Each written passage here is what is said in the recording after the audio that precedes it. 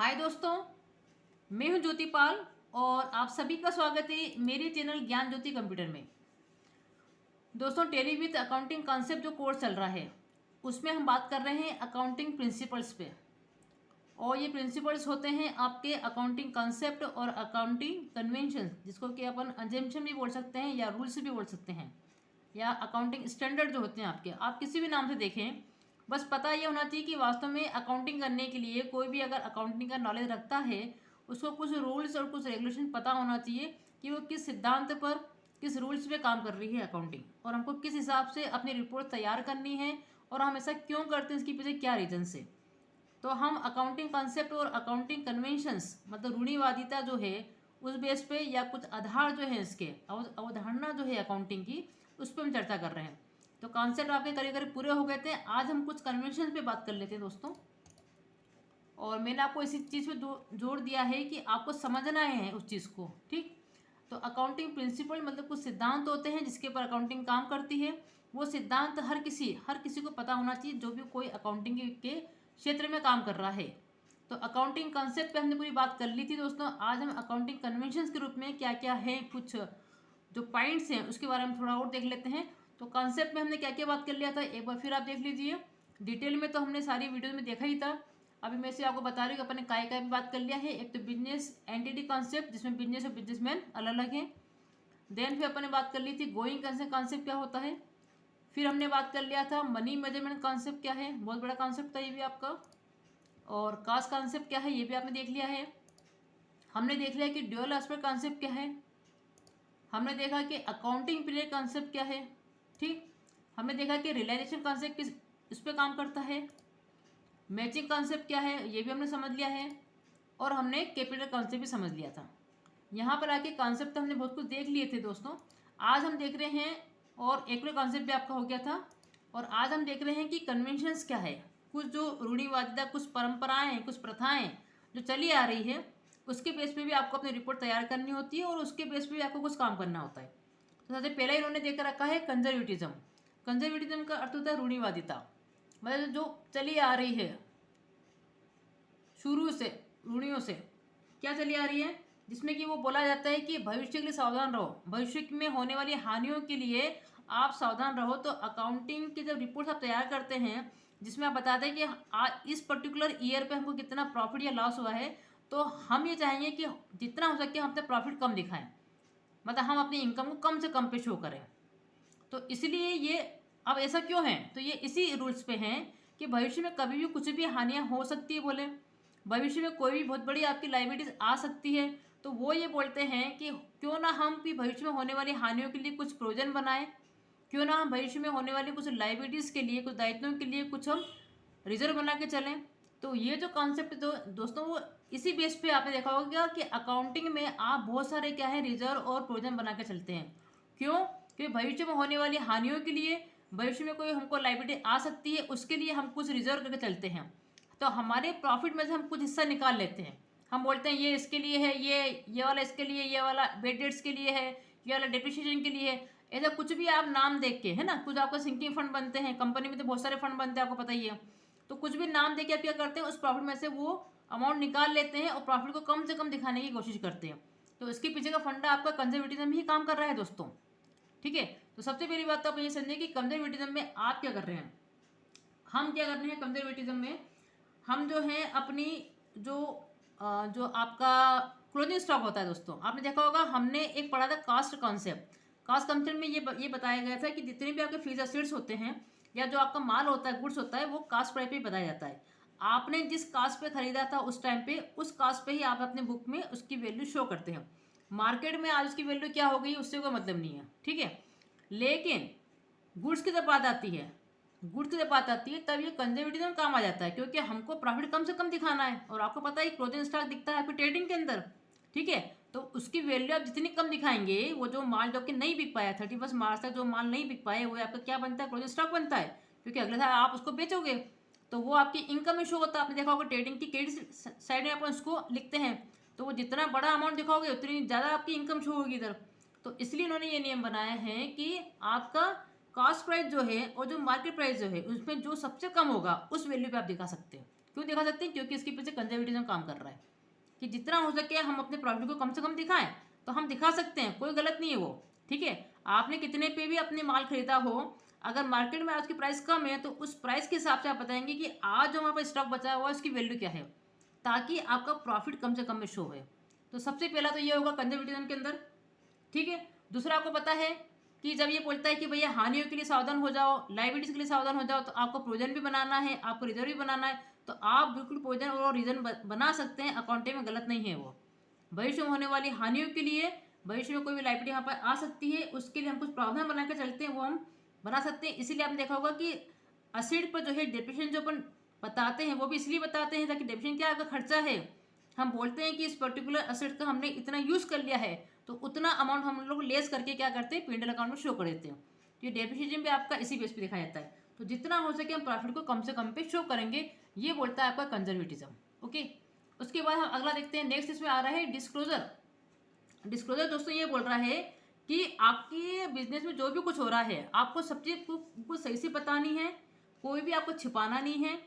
जितने की भी आपकी सेल हो रही है, परचेज हो रही है, कुछ भी आपके बिजनेस में हो रहा हो, कोई आपका कोर्ट केस भी चल रहा हो, आपको सारी चीज़ें बतानी होती, शो करनी होती, आप कुछ भी छिपा नहीं सकते हैं।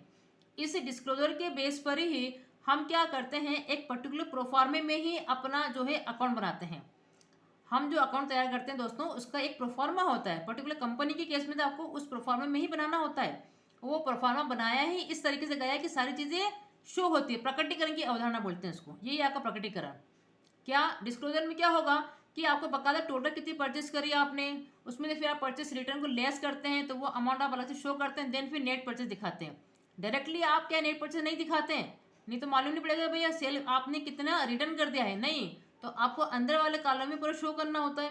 उसी प्रकार से सेल के केस में आप क्या करते हैं, टोटल सेल दिखाते हैं, देन जितना रिटर्न हो गया उसको लेस करके फिर आप क्या करते हैं, आउटर कॉलम के अंदर आप नेट सेल दिखाते हैं। ये पूरा एक प्रोफार्मा बना हुआ है, उसी प्रोफार्मे में सारे सभी लोगों को, सभी संस्थाओं को अपना जो है अकाउंट बनाने होते हैं और उसको शो करना होता है। तो ये एक इसका काम हो गया डिस्क्लोजर में, आप प्रॉपर प्रोफार्मे में आप दिखाते हैं।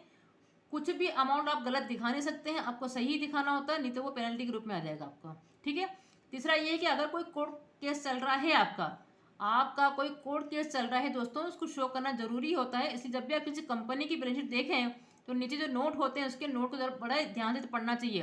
हो सकता है कंपनी बहुत ज़्यादा प्रॉफिट दिखा रही हो, लेकिन हो सकता है कि करोड़ों का कोई केस चल रहा हो और कभी वो हार जाएगा वो कोर्ट में केस, तो हो सकता है बहुत सारी लाइबिलिटी उसके ऊपर आ जाए। इसीलिए आपको वो सारी चीज़ें डिस्क्लोज करनी होती है, तो वो इसी बेस पर करनी होती है।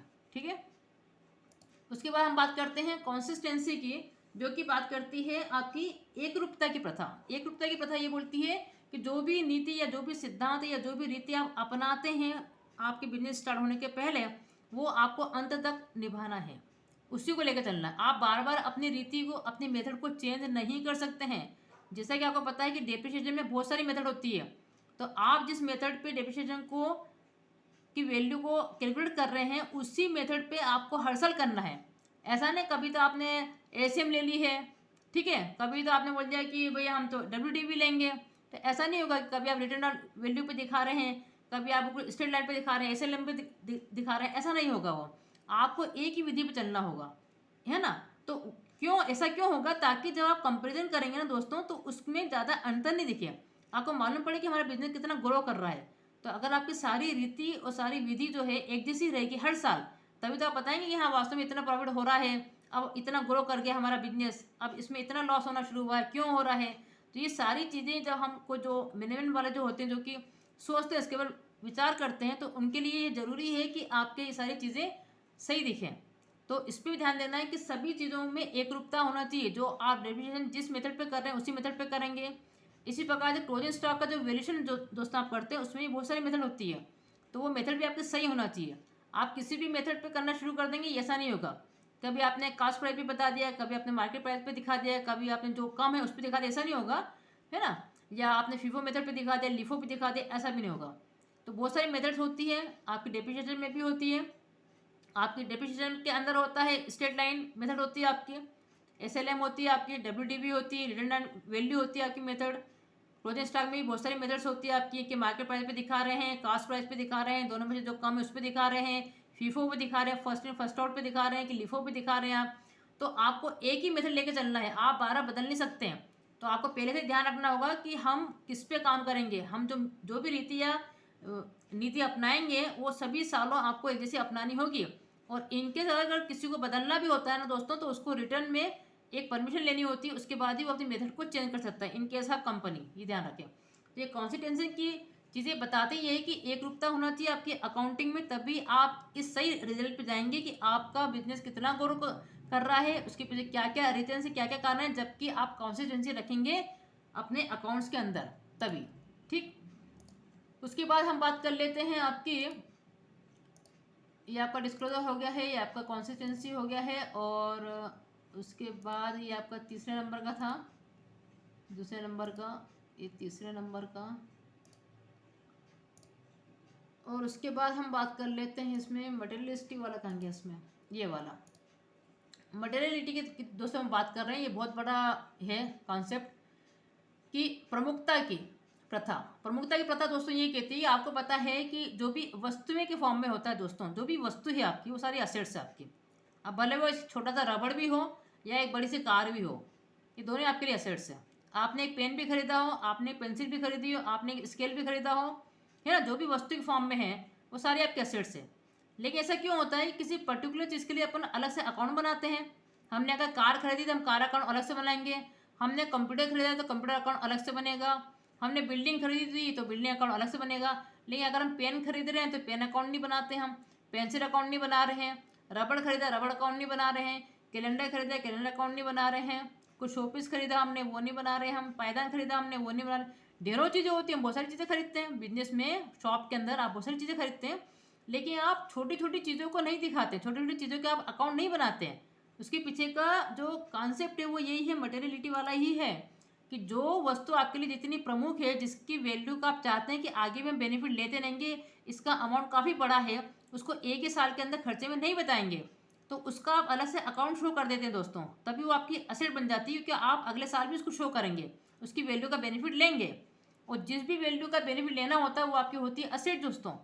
क्योंकि पेन पेंसिल और कैलेंडर और जितनी छोटी छोटी चीज़ें हैं जो कि 100 200 300 रुपये की है, जिसकी वैल्यू आपके लिए ज़्यादा नहीं है, आप एक ही फाइनेंशियल ईयर में उसको दिखा सकते हैं, तो आप उस पर पूरा 100% डेप्रिसिएशन लागू करके उसको सीधे ही एक्सपेंसेस में दिखा देते हैं कि हमने इस पर्टिकुलर वैल्यू का पूरा बेनिफिट ले लिया है। और मैंने आपको शुरू से सिखाया है कि जिस वैल्यू का बेनिफिट ले लेते हैं दोस्तों, वो आपकी एक्सपेंसेस कहलाती है उस पर्टिकुलर ईयर में।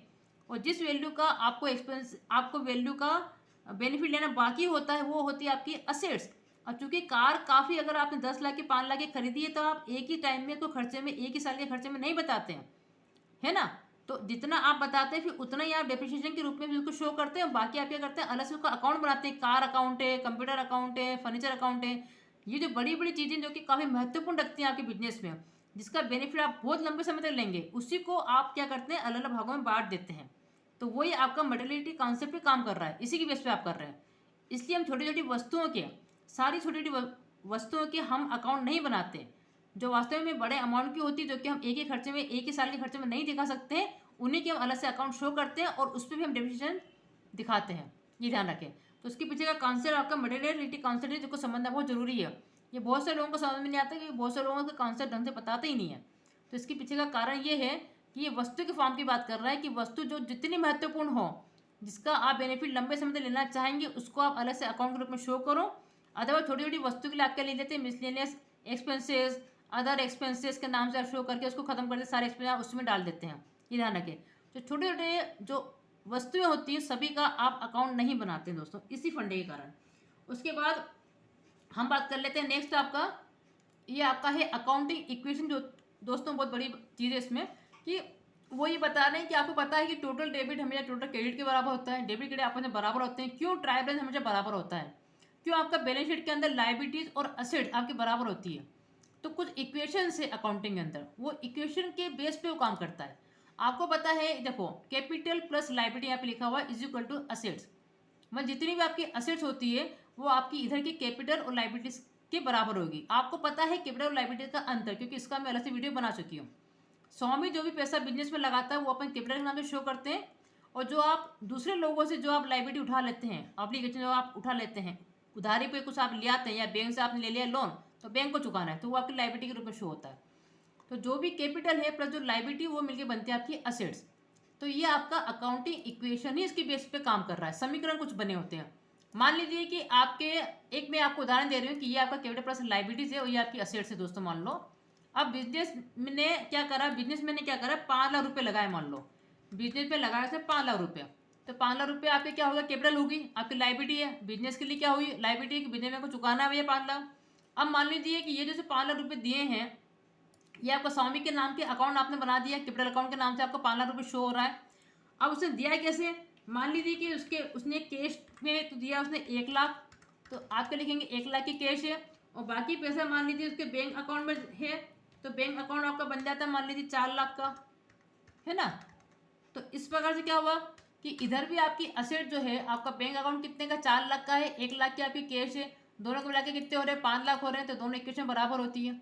ठीक है। अब इनके मान लीजिए बैंक अकाउंट से खर्चा करके आप कुछ चीज़ें ले आते हैं। आप मान लीजिए कि कंप्यूटर ले आते हैं, तो कंप्यूटर आपके लिए असेट्स हो गई। आपने ले लिया यहाँ पे 60,000 का कंप्यूटर, मान लो आपने 60,000 का कंप्यूटर ले लिया। आपने कुछ फर्नीचर वगैरह खरीद लिए मान लो, है ना। अब आप कुछ भी बिजनेस में कर रहे हो, मैं आपको जस्ट एक एग्जांपल दे रही हूँ, और आपने 40,000 का मान लीजिए फर्नीचर खरीद लिया। अब इन दोनों का पेमेंट आपने बैंक से कर दिया था, तो बैंक अकाउंट का पैसा खत्म हो गया आपका 1 लाख, तो आपका बचा वहाँ पे बैंक में कितना, 3 लाख बचा। तो अभी भी आपकी इक्वेशन बराबर है, ये 3 और 1 4 हो रहे हैं, ये दोनों मिला के आपके हो रहे हैं 5, यहाँ पे भी 5 है। अब मान लीजिए कि आपने 20,000 रुपये का माल खरीद लिया, आपने गुड्स खरीद लिया 20,000 रुपये का, लेकिन उधारी पे खरीद लिया। तो 20,000 रुपये का माल तो आपने खरीद लिया, तो 20,000 रुपये से आपका गुड्स तो बढ़ गया, लेकिन उधारी पे खरीदा तो आपकी लायबिलिटी बढ़ गई थी दोस्तों। तो लायबिलिटी आपकी कितने की हो गई है, 20,000 की, तो यहाँ पे कितना हो गया, 5,20,000 हो गया। और इनका भी अगर आप टोटल करेंगे तो ये भी कितना आ रहा है आपका, 5,20,000 ही आएगा। तो असेट भी आपकी कितने की आ रही है, 5,20,000 की आ रही है। असेट भी जो है आपकी 5,20,000 की आ रही है। को थोड़ा सा खसका देते हैं ताकि आपको दिखे। यहाँ पर एक और कॉलम ले लेते हैं ज़रा अपन, नहीं तो फिर एक कॉलम और बढ़ा देती हूँ मैं आपको यहाँ पर। तो यहाँ पर क्या हो रही है कि जो आपकी असेट्स है दोस्तों, वो भी आपकी सेम हो गई है, 5,20,000 की आ रही है। अगर मैं इन सब का टोटल भी करूँगी तो 5,20,000 ही आएगा आपका। ठीक है। अब मान लीजिए ये जो 20,000 का आपने माल खरीदा था दोस्तों, बड़े ध्यान से सुनो आप, ये जो 20,000 रुपये का आपने माल खरीदा था, इसको आपने 30,000 में बेच दिया, प्रॉफिट में बेच दिया। 10,000 रुपये का क्या हो गया, आपको प्रॉफिट हो गया। ठीक है। तो ये 20,000 रुपये का जो माल था आपका, आपको दिख रहा है कि नहीं दिख रहा है, ये देखिए, ये तो 20,000 रुपये का अपने माल खरीदा था, इसको आपने 30,000 रुपये में बेच दिया दोस्तों। अब 30,000 रुपये में बेच दिया तो कैश कितनी आ गई, मान लो आपने कैश में बेच दिया, तो 30,000 रुपये की क्या आ गई आपके पास, कैश आ गई है। और 20,000 रुपये का माल आपका चला गया, आपने पूरा की पूरा बेच दिया, मतलब खत्म हो गया। तो अब आपके पास असेट बची कितने की, 5,30,000 की असेट्स हो गई आपकी। ठीक है। अब आपको पता है कि प्रॉफिट हमेशा कैपिटल में जुड़ता है, तो 10,000 रुपये जो आपका प्रॉफिट हुआ है या वो आपकी कैपिटल में जुड़ जाएगा, तो ये भी कितना हो गया, 5,30,000। तो आप कैसे भी करके कुछ भी करते हैं बिजनेस में, जो भी कोई ट्रांजेक्शन हो रहे हैं दोस्तों, आपकी कैपिटल, लायबिलिटी और असेट हमेशा बराबर होती चली जाएगी। तो ये ध्यान रखिए कि जितनी भी आपके एक्सपेंसेस या लॉसेस हो रहे हैं वो आपकी कैपिटल को कम कर रही है, जितनी भी आपकी इनकम्स हो रही है या प्रॉफिट हो रहा है वो सब आपकी कैपिटल को बढ़ा रही है।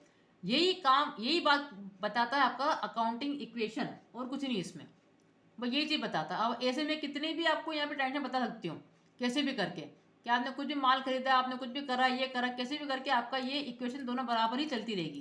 तो ये इसी की बेस पे चलेगी, क्योंकि अकाउंटिंग इक्वेशन होती है इस टाइप से, क्योंकि आप क्या कर रहे हैं, दोहरा लिखी प्रणाली पे काम कर रहे हैं दोस्तों। एक अकाउंट डेबिट हो रहा है तो दूसरा क्या हो रहा है, क्रेडिट हो रहा है, इसलिए हमेशा आपके डेबिट क्रेडिट आपस में बराबर ही होते हैं। ये कुछ इक्वेशन होती है अकाउंटिंग के अंदर। ठीक है। तो आज अपने सारी कन्वेंशन और सारी कॉन्सेप्ट पे अपन दोस्तों बात कर लिया है। हालांकि थ्योरी है, थोड़ा सा समझने में दिक्कत आती है, लेकिन अगर इसको समझ लेते हैं ना दोस्तों, तो आपका अकाउंटिंग का बेस काफ़ी अच्छा बन जाता है, और फिर आगे जाके आपको कोई प्रॉब्लम नहीं आती, आपको सारी चीज़ें फटाफट समझ में आती है। अगर आपको ये चीज़ें क्लियर है कि कैपिटल क्या है, असेट्स क्या है, लाइबिलिटीज़ क्या है, एक्सपेंसेस क्या है, इनकम क्या है, अक्रूड अनअक्रूड क्या हो जाते हैं, आउटस्टैंडिंग और प्रीपेड क्या हो जाते हैं, तो आपको अकाउंटिंग काफ़ी ईजी आपके लिए बन जाती है। इसलिए मैंने सारे जो है लेक्चर आपको बताए हैं अभी तक, और आगे भी हम लेंगे इसका, लेकिन आपके ऊपर है कि आपको कितना गेन करते हैं, उसका कितना लाभ लेते हैं। ठीक है दोस्तों। तो आज अपने को इसी पे चर्चा करनी थी, आज अपना ये हो गया है। आपका अकाउंटिंग कॉन्सेप्ट जो है क्लियर हो गया है और आपका कन्वेंशन भी हो गया है। 3 पार्ट में ये आपका जगह कंप्लीट हुआ है। तो पूरा पूरा लाभ उठाएं दोस्तों हमारे इन कोर्सेज का। चैनल पर बने रहें, लाइक करें, शेयर करें, सब्सक्राइब जरूर करें। Thank you so much.